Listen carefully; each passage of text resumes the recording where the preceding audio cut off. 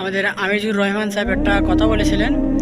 কথাটা হচ্ছে যে 16 বছরে তোমার চরিত্রটা এইভাবে নষ্ট করে দিলা, আগে কি করবা বাপ? এবার তোমরা ভিডিওটা দেখো একবার। এত সহজে এত অল্প বয়সে 16 বছরে চরিত্র এভাবে নষ্ট করে দিলা। মাত্র 18 বছর বয়সে এত নারী দেখে ফেললা। মাত্র 18 বছরে এত উলঙ্গ ছবি দেখে ফেললা। বাকি জীবন কি করবা বাবা?